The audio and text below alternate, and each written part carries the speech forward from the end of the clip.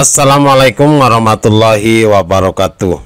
Selamat berjumpa kembali dengan kami di kanal YouTube 1001 Ide. Pada video kali ini kita akan membahas mata pelajaran Bahasa Indonesia kelas 8 Sekolah Menengah Pertama, halaman 172 sampai dengan 177, Kurikulum Merdeka Belajar. Halaman ini termasuk ke dalam bab 6, yaitu menulis teks pidato, menabur pesan-pesan kebaikan, dan dibahas di semester yang kedua.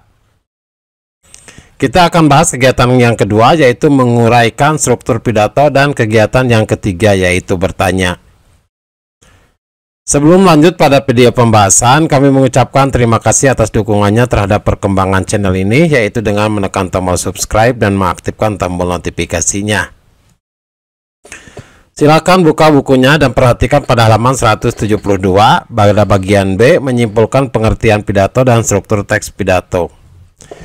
Pidato merupakan kegiatan mengungkapkan pikiran dalam bentuk kata-kata yang ditujukan pada orang banyak. Pidato juga diartikan sebagai cara menyampaikan ide atau gagasan dalam bentuk kata-kata dengan ekspresi wajah, intonasi suara, dan gestur.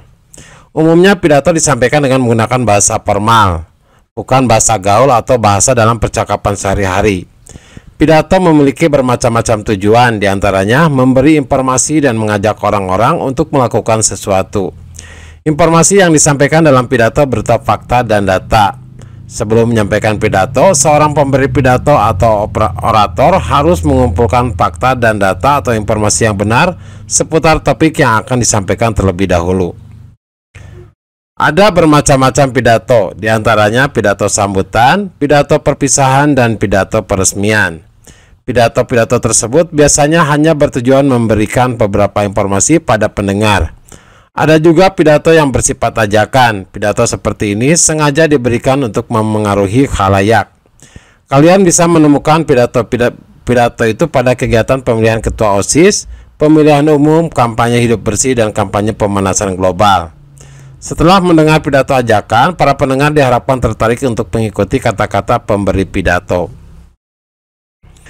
Selanjutnya di halaman 173 pada bagian jelajah kata. Beberapa kata yang berkaitan dengan pidato kalian temukan dalam teks tersebut. Nah, jadi di dalam teks yang tadi, arti kata-kata itu dapat dilihat dalam kontak jelajah kata berikut ini. Kalian juga dapat mengecek arti kata tersebut di dalam kamus.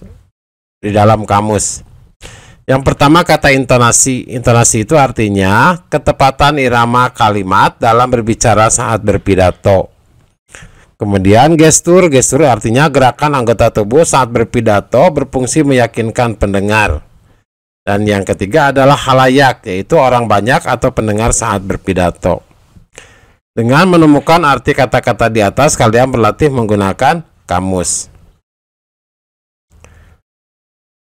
Sebuah teks pidato memiliki struktur tersendiri. Kalian dapat mengetahui struktur tersebut dengan mencermati teks pidato ketua OSIS yang diuraikan dalam tabel berikut. Perhatikan pada tabel 6.1, struktur teks pidato ketua OSIS. Struktur penulisannya adalah ada pembukaan, ada isi, dan penutup. Pada pembukaan adalah bagian ini terdiri atas salam pembuka dan kalimat sapaan pada hadirin. Contohnya, Assalamualaikum warahmatullahi wabarakatuh. Selamat pagi, yang saya hormati Bapak Alpi, Kepala Sekolah SMP Teladan. Nah, ini adalah pembukaan. Sedangkan isi adalah bagian inti. Bagian ini berisi gagasan yang hendak disampaikan oleh pemberi pidato. Contoh, pada kesempatan ini saya ingin menyampaikan rasa terima kasih saya atas kepercayaan rekan-rekan semua yang telah memilih saya untuk menjadi ketua OSIS periode 2019-2020. Kemudian bagian penutup, jadi bagian ini berisi salam penutup. Pada bagian ini terkadang juga mengandung kesimpulan pidato. Contoh, demikian pidato ini saya sampaikan. Sekali lagi, terima kasih atas kepercayaan teman-teman. Selamat pagi, wassalamualaikum warahmatullahi wabarakatuh.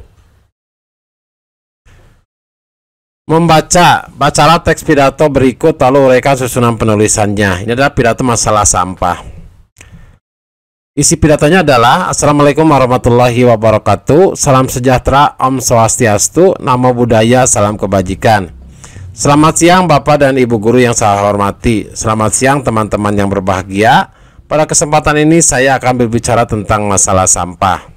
Saat ini sampah sudah menjadi masalah yang memprihatinkan dalam kehidupan. Setiap orang menghasilkan sampah yang tidak sedikit jumlahnya, baik sampah organik maupun sampah anorganik. Kementerian Lingkungan Hidup dan Kehutanan atau KLHK merilis bahwa jumlah timbunan sampah nasional sebesar 175.000 ton per hari atau setara 64 juta ton per tahun, dengan asumsi sampah yang dihasilkan setiap orang 0,7 kg per hari. Sampah yang paling banyak dihasilkan adalah sampah organik seperti sisa makanan dan tumbuhan, diikuti oleh sampah anorganik seperti plastik, kertas, kaleng, kaca, dan botol minuman. Produksi sampah yang sangat besar itu akan berakibat fatal jika diikuti oleh perilaku yang tidak benar dari masyarakat soal membuang sampah. Perilaku membuang sampah sembarangan di tempat-tempat umum seperti jalanan, selokan, sungai, atau laut adalah perilaku tidak terpuji. Perilaku itu dapat menyebabkan bencana dan kerusakan lingkungan. Bencana yang akan timbul bila kita membuang sampah sembarangan salah satunya adalah banjir. Banjir disebabkan oleh selokan yang tersumbat karena banyaknya sampah yang dibuang sembarangan. Sampah tersebut juga menyebabkan pendangkalan sungai. Jika hujan turun, air akan meluap ke pemukiman warga. Selain itu, sampah yang dibuang ke sungai akan dibawa arus ke laut. Jika sampah sampai di laut, sampah akan merusak ekosistem laut. Terumbu karang menjadi rusak, biota laut akan mati, dan ikan tidak bisa berkembang biak. Selain menyebabkan banjir dan merusak ekosistem laut, sampah anorganik juga dapat merusak unsur hara pada tanah, sebab sampah anorganik membutuhkan waktu lama untuk terurai. Akibatnya, kesuburan tanah akan berkurang dan pepohonan sebagai sumber oksigen tidak bisa tumbuh dengan baik. Bapak dan Ibu guru serta teman-teman semua, kita telah mengetahui akibat yang ditimbulkan oleh sampah. Mari kita melatih diri untuk disiplin dalam membuang sampah. Buanglah sampah pada tempatnya. Jika perlu, kita harus mencari cara untuk mengolah sampah menjadi sesuatu yang bermanfaat, seperti mengolah sampah organik menjadi pupuk kompos dan mendaur ulang sampah anorganik menjadi barang-barang yang bermanfaat. Bapak dan Ibu guru yang saya hormati dan teman-teman yang saya cintai, sampah adalah masalah kita bersama. Untuk itu, marilah kita menjaga lingkungan agar terbebas dari sampah. Saya berharap pada masa yang akan datang kita lebih peduli dan perhatian terhadap masalah sampah. Terima kasih atas perhatiannya. Selamat siang. Wassalamualaikum warahmatullahi wabarakatuh. Itu adalah contoh dari pidato tentang masalah sampah. Perhatikan pada jelajah kata. Jadi berikut ini beberapa kosakata yang digunakan dalam teks pidato masalah sampah. Yaitu kata merilis. Merilis itu artinya menyampaikan secara resmi. Kemudian kata asumsi. Asumsi itu artinya dugaan atau landasan berpikir yang dianggap benar. Kata fatal. Fatal itu artinya perilaku atau kesalahan yang berakibat buruk. Ekosistem. Ekosistem adalah komunitas organik yang terdiri atas hewan dan tumbuhan bersama habitatnya. Serta biota laut. Biota laut artinya semua makhluk hidup yang ada di laut, baik hewan, tumbuhan maupun karang. Masih di halaman 176 pada bagian kegiatan yang kedua, mengurai struktur pidato. Bersama kelompok kalian, duduklah bersama kelompok kalian, uraikan struktur pidato di atas ke dalam tabel seperti berikut. Jadi ini struktur pidato untuk pidato masalah sampah. Pada bagian pembukaan teksnya, itu terdiri dari kata Assalamualaikum warahmatullahi wabarakatuh. Salam sejahtera, Om Swastiastu, Namo Buddhaya, salam kebajikan. Selamat siang Bapak dan Ibu guru yang saya hormati. Selamat siang teman-teman yang berbahagia. Pada kesempatan ini saya akan berbicara tentang masalah sampah. Nah, ini adalah untuk pembukaannya. Selanjutnya pada bagian yang kedua yaitu isi.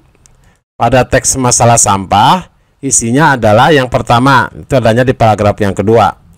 Sampah sudah menjadi masalah yang memprihatinkan karena setiap orang menghasilkan sampah. Kemudian isinya di paragraf yang ketiga, perilaku membuang sampah sembarangan dapat menyebabkan bencana dan kerusakan lingkungan. Kemudian di paragraf yang keempat, membuang sampah sembarangan dapat menyebabkan bencana banjir. Terus isi yang keempat yaitu di paragraf yang kelima, meminta setiap orang untuk melatih diri dan disiplin dalam membuang sampah serta mengolah sampah menjadi barang yang bermanfaat. Itu adalah bagian isinya. Jadi isinya terdiri dari 4 bagian. Kemudian pada bagian penutupnya adalah pada bagian paragraf yang terakhir. Terima kasih atas perhatiannya. Selamat siang. Wassalamualaikum warahmatullahi wabarakatuh.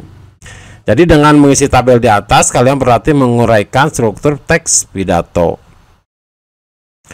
Selanjutnya pada kegiatan yang ketiga, yaitu bekerja berpasangan dan membuat pertanyaan tentang isi pidato. Ini pada bagian bertanya. Bekerjalah berpasangan dengan teman di sebelah kalian, buatlah 5 pertanyaan terkait isi teks pidato tersebut. Tukarlah pertanyaan kalian dan jawablah pertanyaan yang dibuat oleh teman. Setelah selesai, tukar kembali kertas tersebut, periksalah jawaban yang diberikan oleh teman kalian. Nah, ini contoh jawabannya. Yang pertama, apa yang dimaksud dengan sampah organik dan anorganik? Kemudian pernyataan yang kedua, apa yang terjadi jika kita membuang sampah sembarangan? Yang ketiga, sampah apa yang dihasilkan paling banyak? Nah, karena sampah itu kan ada dua, ada sampah organik dan sampah anorganik. Mana yang dihasilkan paling banyak? Yang keempat, bagaimana cara melatih diri untuk disiplin dalam membuang sampah? Serta yang kelima, mengapa sampah dapat menyebabkan pendangkalan sungai? Demikianlah video pembahasan untuk Bahasa Indonesia kelas 8 halaman 172 sampai dengan 177. Semoga video ini bermanfaat. Assalamualaikum warahmatullahi wabarakatuh.